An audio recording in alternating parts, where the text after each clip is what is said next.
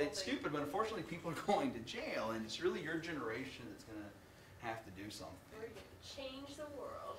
Well, what? The state. Let's start with the state. Well, it's already legal in New Zealand, right? It's marijuana is. I mean, yesterday I was giving lectures on our sex offender laws and the things that could make you a sex offender. So I spent all morning looking at sex offender laws, make sure I was getting it right. And let's see, prostitution can get you a sex offense charge. Yeah, but you sort of think, what? Why is that a sex offender? It's like, what are you in here for? That's one that it's sort of, you read through the sex offender laws and you're like, okay, it's not just getting the people we want, it's getting all these others. Anyway, norms we can think of as bungee anchors. This is sort of a weird way to phrase this, but norms exert this pull on people. Once we find out what the norm is, or the default is, it exerts a pull. And one way to think of this norm as a bungee anchor, so you have whatever the norm is, and you may pull against it, but like a bungee cord, you may pull, but it's always going to be pulling you back to it, right? So one way to see this is with opt-in versus opt-out strategies, right? So the textbook example of opt-in versus opt-out strategy is organ donation. So I can ask all this. How many people in this room, now it's anonymous, I'm never going to look, I have really no care. How many are organ donors? A, I'm an organ donor. B, I'm not. That's really your two major choices. Are you an organ donor? What? Well, you may not want my organs, especially the liver is probably not going to be your, that's not going to be your first choice. Like, we have a liver for you, but we, you may not want my lungs either now that I think about it. I'll just let you go through. Yeah. What you need. Yeah. What do you need? I'm just saying, you know, now is our culture an opt-in or an opt-out culture for organ donation? Opt-in means to be an organ donor, you have to say, right? You have to sign on your driver's license, organ donor. That's opt-in. Opt-out is, the default is you are an organ donor unless you do something. Yeah, they didn't. What? They didn't even ask me. They just kind of put it on my driver's license. Really? Yeah. Our culture is really an opt-in culture, though. I don't want it. Somebody there must be like, I need an organ. I need an organ. Let's see how many of y'all are. So about half of y'all are. That's actually higher than a national average. What they actually find when they make organ donation opt-out, that you get higher rates of organ donors. But just that 3 minutes it takes for most people to sign the form is. I just had to sign my name underneath, it was on my driver's license form, and I just signed my name. You think this is as easy as can be, but. She just asked me, I didn't have to sign anything. She was like, do you want to be an organ donor? I was like, yeah. Oh, so him, they're just automatically doing it. They didn't even ask you. They ask you just a simple question. I'm now wondering if some people's organs are better. You look like you have good organs. You got some good eyes. Actually, you don't get a choice. Some good eyes. They're not really different by state. I don't know. I thought it was the same across the country until 2 minutes ago. I didn't realize that some people were getting felt up to go, oh yeah, that was good. Yeah. I have to find out organ donation across state. When I was preparing this, I was looking at cross countries. Countries that are opt-in versus opt-out countries. And that affects organ donation rates. And you can think there's a lot of opt-in versus opt-out kind of strategies. And they serve as an anchor. They serve as the default that people sort of revert back to. And that's the sort of intriguing part of it. Here's the sort of norm as bungee anchor. You've gone somewhere and they just put tip on the bottom of the receipt. Oh, I hate that. Right? Because it suggests that tipping in this situation is the norm, but you may think, okay, all you did was literally turn around. Yeah. Are we talking about owls right now? No. No. Okay. Owls does have it on theirs, right? You know, but they I never know. they kind of bring you. Oh, I get on the go though. Are you talking about autograph? I wasn't talking about any place. I mean, no. I'm talking about. Are you talking about the autograph automatically No. Like you go somewhere and you get your receipt, and on it it'll say There's a tip. nice blank for leaving. There's a blank for tip spot. And so Hungry you're like Howie's has tip. hungry. I never know if it's like Hungry Howie's is still in business. I think we're full Alright. I did not. I feel bad if I leave it blank, so I always like, I feel really bad if it's just like blank. Then it's in their advantage to do it. They're getting, even if they just get $1 from you, it's $1 more. Alright, so what I want to do is look at some ways in which we learn to follow social norms. We're going to look at imitation, we're going to look at social learning, some social referencing, and all of these are just looking to others for clues on how to behave.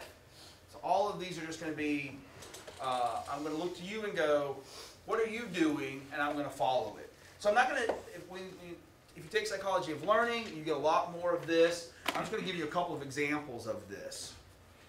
So what we're going to do is, we're going to look at how people are going to just go, okay, what clothes are people wearing now? Okay. That's what kind of clothes people are wearing these days. Like I had this issue of blue jeans. I'm always wondering, like, are people wearing dark blue jeans now or light blue jeans? Or used to be, this is before your time, acid washed blue jeans? No, we had acid wash again. It came back. They came back? Yeah. I didn't know that. The peg leg didn't come back though. I don't know where it happened. Joe peg y'all's jeans. Y'all all got towards. You know, these are all social conventions. So we're gonna. I want to give you the classic textbook example of social convention. This comes from a man named Sharif. And what Sharif did was actually one of those interesting studies that you would not imagine could be done. But he brought people into a darkened room and he just projected a light. So like this, so all I'm going to do is project a light, and the light was stationary. So very, very boring experiment. You're brought into a room with a bunch of other people, and you have a stationary light. Well, your eyes are constantly making these movements called saccades, always darting back and forth. And sometimes people interpret that movement as the dot is moving.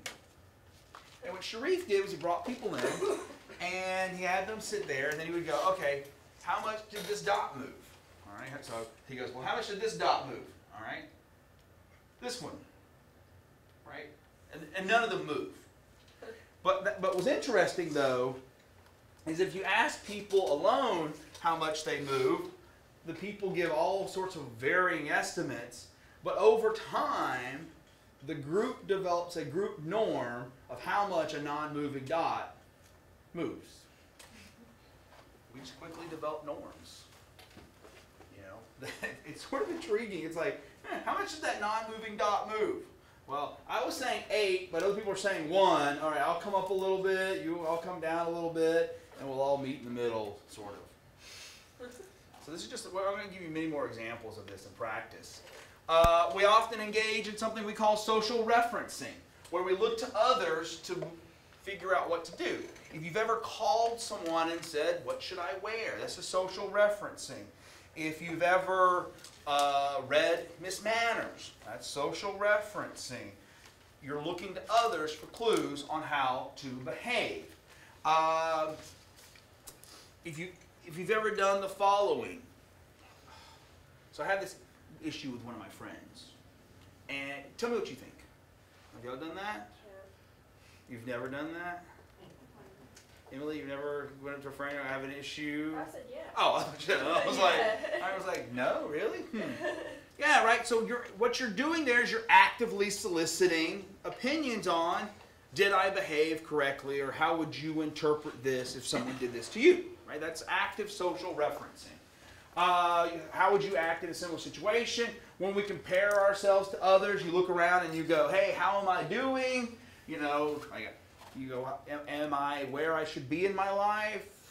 You know, it's like, okay, I'm going to look to others and go, well, how much money are they making? Where are they living? I went up to a friend's house a couple weeks ago, and it hit me immediately how she had an adult house, and I apparently have like Bachelor Pad Central, but I didn't realize it until I was in her house, and I went, "Oh, you have stuff, you know?" I do not. It was weird. I was like, "Oh wow, you're an adult." Anyway, but I'll tell you what not to say to someone. I was asking my friends, like, I was like, "My house doesn't seem very homey. Can you help me homify my house?" And I was like, "No, I didn't mean, oh, whatever. Maybe I meant that, maybe I didn't." Anyway, social referencing, that's not the right word.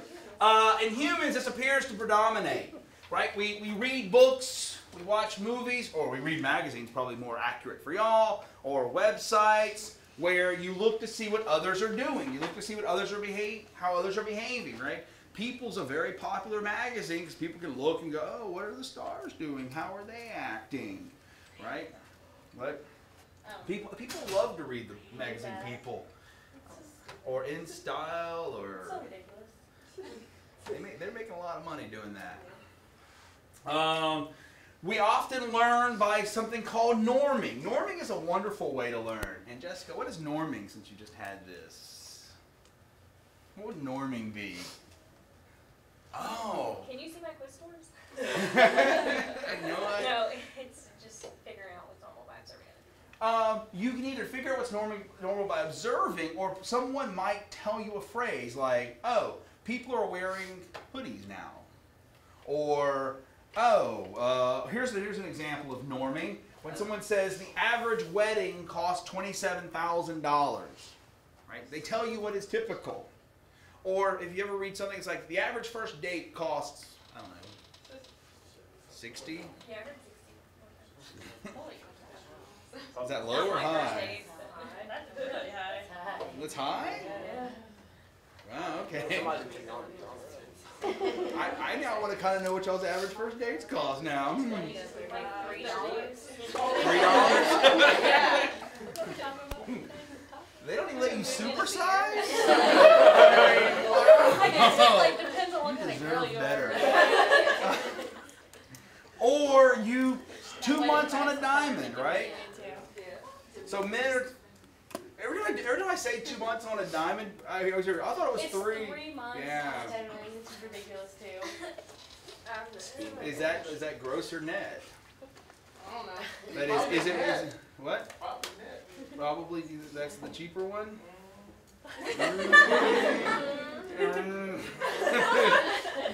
I'm just spotting the single people around the room, man. Implication, as can be thought of, when people imply that you should be doing a certain behavior. So, you know, what happens is you start aging and you're dating someone, and people go, "When are y'all getting married?" Right? Have people said that to y'all? Nope. Y'all are getting there, man. I'll tell you how this story, what? I said yes, and it's very annoying. Yeah, because you know what happens right after you get married? When are y'all having kids?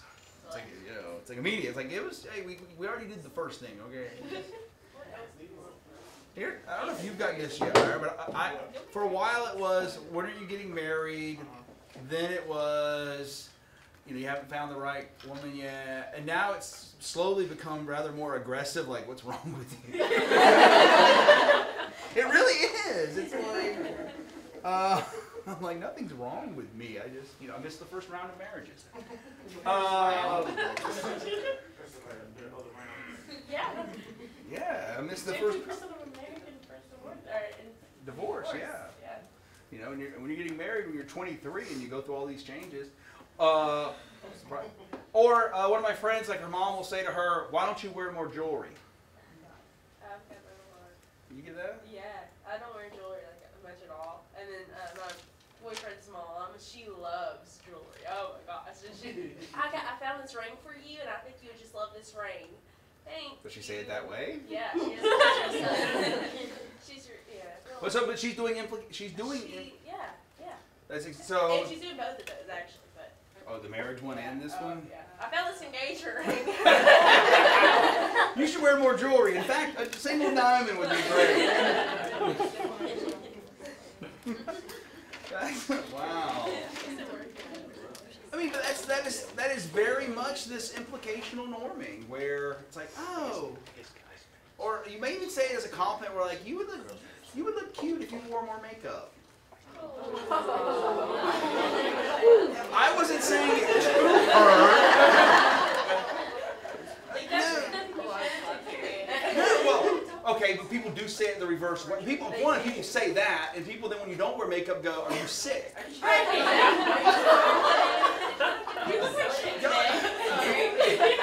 Don't be yelling at me. I didn't say anything to anybody. Not feeling good. Okay, thank you. Apparently everyone took it for you.